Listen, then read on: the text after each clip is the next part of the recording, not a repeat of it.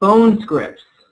Hi, I am Patrick French. I've been working for UCSD interviewing alumni since November of 2009. It's now June of 2012. And for the last year, I've been working full-time in Orange County, where I've met and interviewed about 300 alumni. The phone will be just one of your tools you use to secure meetings, and this slideshow will hopefully help you become a master on the phone.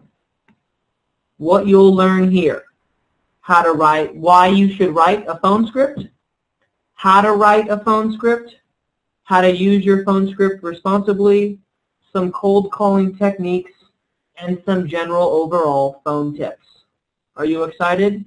Because I am. Now let's get this party started. Why write a phone script? Most people think they don't need to write a phone script, which is why most people are not very good at making cold calls. When you're trying to secure a meeting over the phone, you have about 15 seconds or so to convince someone they should meet with you. You don't have time for like, so, every other word because you're nervous. Since your time is precious and valuable, you want to make sure every word counts while sounding natural at the same time. Having a phone script in front of you for those first 50 calls or so will make you feel comfortable and confident, and it will make you sound like you know what you're doing. Finally, writing a phone script will help you overcome the fear many associate with calling strangers. I promise no matter how angry anyone you call gets, it is a physical impossibility that they will be able to cause you bodily harm. After a few weeks of making calls, you'll be such an expert you won't even need your phone script anymore. But before you make it there, let's talk about how to write a phone script. The first thing you want to figure out is the salutation. You want to be polite over the phone, but you don't want to waste time repeating a long and ugly last name like Mr. Gustentager Bergerson. To remedy this, start by asking for Mr. Joe Gustentager Bergerson. Hi, is Mr. Joe Gustentager Bergerson available? Yes, this is Joe. Now you have permission to call him Joe. The only time you want to be careful in using first names is when calling a professor or a doctor. They're a little touchy about it. But other than that, if someone insists that you call them Mr. Gustentager Bergerson, it's probably not someone you want to meet with anyways. The next thing you want to tell them is who you are. Hi, is Mr. Joe Gustentager Bergerson available? Yes, this is Joe. Hi, Joe, this is Patrick French from UCSD Alumni in Orange County. How are you? Most of the time they'll give you a quick good. Now they know who you are. Now you need to tell them why you are calling. Hi, Joe. This is Patrick French from UCSD Alumni in Orange County. How are you? Good. Great. I'm a recent graduate from your college, and I'm part of a program where recent grads meet with alumni to get feedback on their time at UCSD and to fill them in with what's going on at UCSD today. Now, why does this matter to the caller? I was interested in meeting you for lunch or coffee or at your office so I could come out and let you know about some ways in which you can stay connected to UCSD in Orange County. How does this sound? And that's about it. Some things to remember about your phone script. Be brief. If you can be briefer than I was, great. Be energetic. If you get 2 phone calls, one from Regis Philbin, the other from Hannibal Lecter, you'd probably meet with Regis. So sound with someone that you would want to meet with. Most people are going to tell you no, and that's all right. If someone gives you a firm no, move on. Your next meal does not depend on this meeting, so when someone says no, thank them for their time and go to the next person. If somebody seems undecisive, then you can do some convincing, but other than that, just move on. When to call. This is pretty straightforward. If you're calling someone at work, you'll want to call between 9:30 and 11:30 in the morning and 1:30 and 4 in the afternoon. Notice how we avoid lunch there. If you're calling someone at home, you'll want to call between 5:30 and 7:30 in the evening. I try not to make any calls after around 7:30 because I don't like it when people call me around then. Pretty simple there. What numbers to call? In order of preference, work numbers. You'll get a hold of the most people by calling them at work.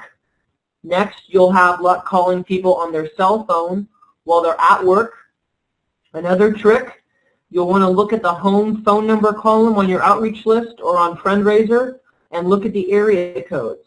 If their area code is different from all the other area codes, it's probably a cell phone. so call them while they're at work.